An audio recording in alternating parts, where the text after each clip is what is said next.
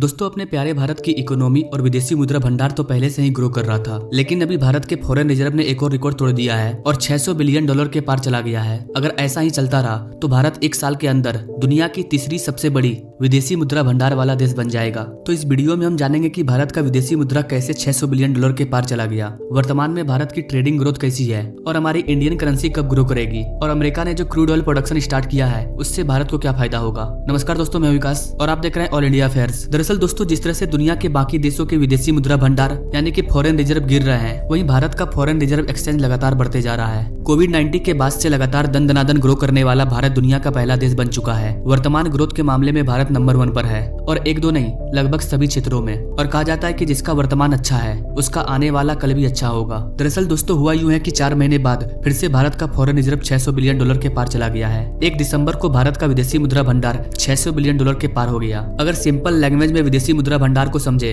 तो विदेशी मुद्रा भंडार का मतलब है कि अगर भारत को कहीं पर एक्स्ट्रा खर्चा करना पड़ गया तो हमारे पास विदेशी मुद्रा का भंडार अवेलेबल है। और हमारे एक्सपर्ट्स का मानना है कि जिस तरह से भारत ग्रो कर रहा है, अगर ऐसे ही ग्रो करता रहा तो भारत का विदेशी मुद्रा भंडार भी तेजी से ग्रो करेगा और हम फॉरेन रिजर्व रखने वाले देशों की लिस्ट में तीसरे नंबर पर आ जाएंगे, यानी कि दुनिया की तीसरी सबसे बड़ी विदेशी मुद्रा भंडार अर्जित करने वाला देश बन जाएगा भारत। एट प्रेजेंट इस लिस्ट में नंबर 1 पर चीन है, जिसका विदेशी मुद्रा भंडार 3 ट्रिलियन डॉलर के पार है। दूसरे नंबर पर है जापान के पास 1 ट्रिलियन डॉलर से ज्यादा का विदेशी मुद्रा भंडार है। तीसरे नंबर पर आता है स्वीडन, जिसके पास करीबन 900 बिलियन डॉलर का विदेशी मुद्रा भंडार है। और चौथे नंबर पर आता है अपना प्यारा भारत, जिसका फॉरेन रिजर्व 604 बिलियन डॉलर पहुंच चुका है। और गाइस, जहां तक मेरा अनुमान है, भारत दुनिया की तीसरी सबसे बड़ी इकोनॉमी बनने से पहले दुनिया की तीसरी सबसे बड़ी फॉरेन रिजर्व वाला देश बन जाएगा और हम स्वीडन को पीछे छोड़ देंगे। पिछले कुछ महीनों से भारत में लगातार निवेश आ रहा है, जिससे हमारा विदेशी मुद्रा भंडार लगातार ग्रो कर रहा है। गाइस, हम पहले भी आपको कई वीडियो में बता चुके हैं कि दुनिया भर के इन्वेस्टर चीन को छोड़कर भारत में अपना इन्वेस्ट करने जा रहे हैं, क्योंकि कोविड-19 के बाद से चाइना में कई कारणों की वजह से उसकी इकोनॉमी डाउन चल रही है। इस वीडियो में मैंने आपको कुछ इंपॉर्टेंट रीजन बताया था कि क्यों दुनिया चाइना को छोड़कर भारत में अपना इन्वेस्ट कर रही है। आप चाहे तो इस वीडियो को देख सकते हैं, इसका लिंक मैं डिस्क्रिप्शन बॉक्स में डाल दूंगा।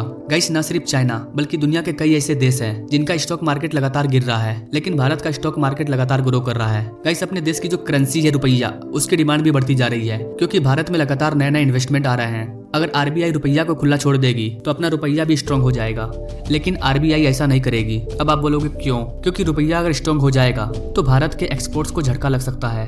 अगर रुपया स्ट्रांग हो गया तो जो भी देश भारत से एक्सपोर्ट करते हैं वो अन्य देशों से एक्सपोर्ट करना स्टार्ट कर देंगे। इसलिए अभी सही समय नहीं आया है गाइस अपने करेंसी को स्ट्रांग करने का। पहले भारत को हर चीज का हब बनना होगा, जिससे दुनिया अगर भारत के साथ ट्रेडिंग ना करे तो उसका काम ही नहीं चलेगा, जैसा कि चीन ने किया और पूरी दुनिया पर ट्रेडिंग कर रहा है। वो तो कोविड-19 ने बीच में आकर के सारा खेल चौपट कर दिया, वरना चाइना अमेरिका को भी पीछे छोड़ देता। खैर, अब भारत की बारी है। हम वो गलतियों को नहीं दोहराएंगे जिसको चाइना ने दोहराया है और कोविड-19 का शिकार हुआ है। जैसे जैसे भारत का ट्रेडिंग बढ़ता जाएगा वैसे वैसे हमारी करेंसी भी ग्रो करती जाएगी। और ऐसा नहीं है गाइस कि भारत सरकार करेंसी को आगे बढ़ाने पर जोर नहीं दे रही है, बल्कि सरकार लगातार कोशिश कर रही है कि भारत जो भी चीज इंपोर्ट कर रहा है वो उसका भुगतान रुपये में करे। अभी भारत ने रसिया के साथ डील किया है कि रसिया से जो भी ऑयल या फिर कोयला भारत आएगा उसका भुगतान हम रुपये में करेंगे।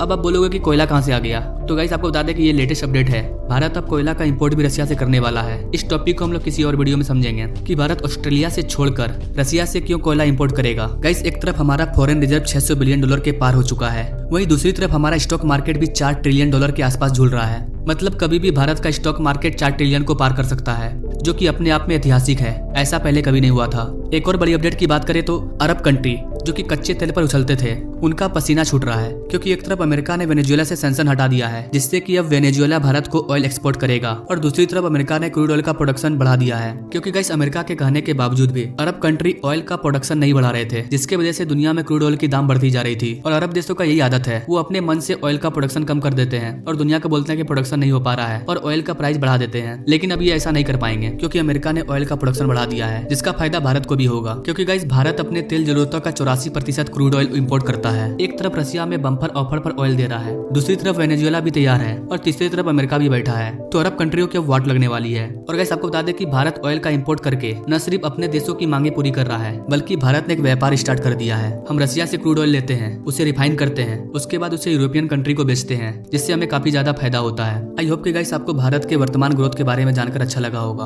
अगर आप ऐसे लेटेस्ट अपडेट के बारे में जानना चाहते हैं तो हमारे चैनल से जरूर जुड़िए। Not thank you for watching. मिलते हैं अगले वीडियो में नई जानकारी के साथ, तब तक के लिए जय हिंद।